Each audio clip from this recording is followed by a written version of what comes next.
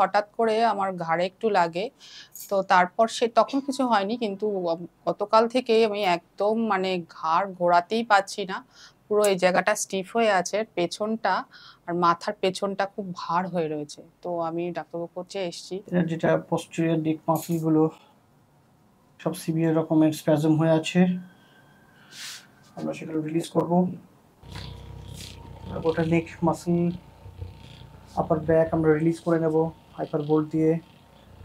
Multi directional stretch করব। ছেড়ে দিন, মাথা ছেড়ে দিন, লুজ রাখুন, লুজ রাখুন, লুজ রাখুন, লুজ রাখুন। মাল্টি ডিরেকশনাল সব রকম মাসলের আমরা ইন্ডিভিজুয়াল স্ট্রেচ করব, সঙ্গে রিলিজ করতে থাকবো। Loose loose loose loose loose loose. Perfect. এত শক্ত না। আমার রিলিফ হয়ে গেছে। ডাক্তারবাবু অনেকটা হেল্প করে দিলেন। এসেছিলাম যে অবস্থায়, যে পজিশনে, এখন তার থেকে আমি পুরো ঘাড় ঘোরাতে পারছি।